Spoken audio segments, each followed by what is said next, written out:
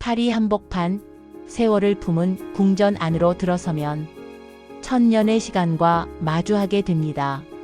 매일 수많은 사람들의 발걸음이 모여드는 곳, 한 작품 앞에서 미소를 짓고 숨을 고르고 오래도록 마음에 담는 곳. 오늘 저는 그 문을 열고 루브르 박물관 속으로 천천히 걸어가 보려 합니다. 유리 피라미드 아래에서 루브르를 처음 찾은 순간 저는 조금 놀랐습니다. 많은 사람들 그리고 고풍스러운 석조 궁전 한가운데 유리로 만든 피라미드가 우뚝 솟아 있었기 때문입니다. 이 피라미드는 1989년 건축가 IM페이가 설계한 새로운 입구입니다. 전통과 현대, 시간과 공간이 한 곳에서 만나는 상징 같은 존재입니다. 지하 로비로 내려가면 루브르의 새 날개, 드농, 리슐리에, 실리. 각기 다른 예술 세계로 향하는 구역의 문이 열립니다. 첫 만남, 날개를 펼친 여신. 드농관에 들어서면 대부분의 관람객이 처음 마주치는 작품은 아마도 사모트라케의 니케일 겁니다. 계단을 오르다 눈앞에 펼쳐지는 이 조각상. 두 팔도 머리도 없지만 어쩐지 가장 강렬하게 다가옵니다. 바람을 가르며 막 착지하는 순간 날개를 펼치고 옷자락은 물결처럼 흩어지고 승리의 기운이 조용히 공간을 압도합니다. 수천 년 전 그리스인들이 바다 위 승리를 기념하며 만든 이 작품.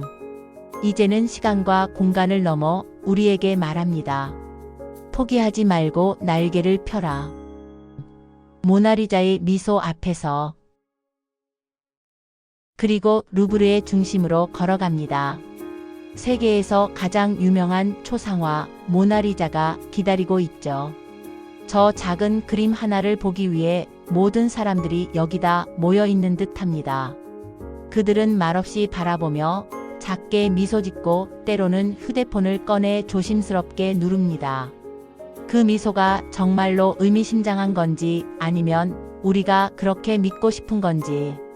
하지만 확실한 건 그림은 변하지 않지만 우리는 그때그때 달라 보인다는 겁니다. 어쩌면 모나리자는 거울인지도 모릅니다. 내가 어떤 감정으로 바라보느냐에 따라 다른 얼굴을 보여주는 밀로의 비너스, 완전하지 않기에 더 아름다운. 팔이 없는 여신 밀로의 비너스. 이 조각을 처음 보면 왜 팔이 없지? 라는 생각이 먼저 들지만 곧 잊게 됩니다. 그 여유로운 표정, 조용히 기울어진 어깨, 하늘거리는 옷자락의 선. 그 어떤 설명보다 마음을 사로잡습니다. 완전하지 않기에 우리는 상상하게 되고 그 상상은 예술을 더욱 풍요롭게 합니다. 삶도 그렇지 않을까요? 한 컷에 담은 예술, 마음에 담은 이야기. 함무라비 법전.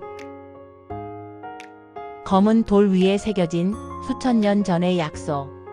힘이 법을 만드는 것이 아니라 법이 힘을 다스린다는 인류가 처음 배운 정의의 모양입니다. 오달리스크, 잉그르. 푸른 비단 위에 누운 여인. 바라보는 듯 외면하는 듯. 그녀의 눈빛 속에는 그 시대의 꿈과 비밀이 숨어 있습니다. 나폴레옹의 대관식, 다비드. 스스로 관을 올린 황제. 금빛 장식보다 더 눈부신 건 그 순간을 영원히 붙잡은 화가의 시선입니다. 사빈 여인들의 개입, 다비드. 칼과 창 사이로 맨손을 내민 여인들. 전쟁을 멈춘 건 힘이 아니라 사랑이었습니다. 나보나 광장의 축제, 파네니. 해가 밝은 로마의 광장. 웃음과 음악, 그리고 하루를 가득 채운 사람들. 축제의 빛은 그림 속에서도 사라지지 않습니다.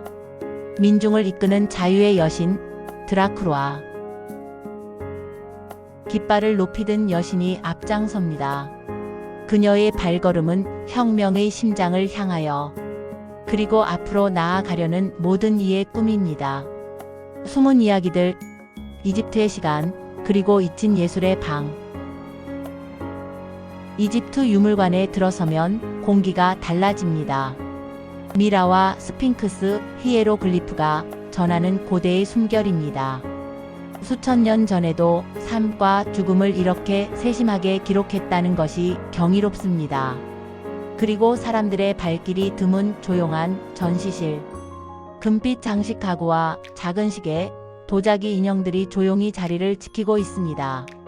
대작들 사이 잊힌 듯 놓인 이 공간이 오히려 가장 개인적인 이야기를 건넵니다. 그렇다면 이 궁전은 어떻게 세계 최고의 박물관이 되었을까요? 루브르 궁전에서 박물관으로. 루브르 박물관. 그 이름만으로도 가슴이 설레는 분들 많으실 겁니다. 지금은 전 세계 예술 애호가들이 꿈꾸는 성지이지만 처음부터 박물관은 아니었습니다. 12세기엔 성이었고 16세기에는 왕궁이었죠. 루이 14세가 베르사유로 떠난 뒤 이곳은 예술가들의 작업실이 되었고, 그리고 1793년 프랑스 대혁명 속에서 비로소 모두의 박물관으로 태어났습니다. 궁전이 박물관이 된다는 것, 그 자체로도 얼마나 멋진 이야기인가요? 이제 이곳을 어떻게 즐기면 좋을지 말씀드리겠습니다. 시니어를 위한 루브르 관람 팁. 루브르는 너무도 넓습니다. 천천히 내용을 파악하며 하나하나 감상하다 보면 며칠은 걸리지 않을까 생각해 봅니다. 결론적으로 모든 전시실을 다 보려 욕심을 내면 오히려 피곤해질 것 같습니다. 그래서 저는 이렇게 추천드립니다. 3가지 하이라이트만 마음에 담자. 니케, 모나리자, 비너스. 중간중간 벤치에서 잠시 앉아 숨 고르기. 오디오 가이드 활용하기. 한글 버전도 제공되며 작품 설명이 깊이를 더해줍니다. 그리고 무엇보다 중요한 건 느긋하게 천천히 나만의 속도로 루브르를 감상하는 것입니다. 루브르의 의미. 루브르는 단순히 예술품을 모아놓은 공간이 아닙니다. 이곳은 인류가 얼마나 아름다움을 갈망했는지, 어떻게 시간 속에서 그 아름다움을 지켜왔는지를 몸소 체험하는 장소입니다. 한 조각상 앞에서 10분을 서 있어도 좋고 그림 하나를 건너뛰어도 괜찮습니다. 물론 루브르의 걸작들은 프랑스에서만 온 것이 아닙니다. 전쟁, 약탈, 탐험, 외교 등 수많은 여정을 거쳐 이곳에 모였습니다. 그 빛나는 아름다움 뒤에는 잊지 말아야 할 역사도 함께 서 있습니다. 예술은 우리를 평가하지 않습니다. 우리가 무엇을 보고, 무엇을 느끼고, 무엇을 가져가느냐는 전적으로 우리 마음이기 때문입니다. 이제 루브르를 나서는 길입니다. 피라미드 밖으로 나오는 순간 싸늘한 계절의 파리 공기가 코끝을 스칩니다. 그림 같은 건축물,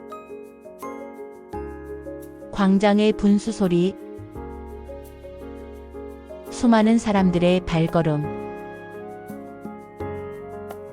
예술이란 박물관 안에만 있는 것이 아니라 내 주변이 다 예술인 것 같습니다.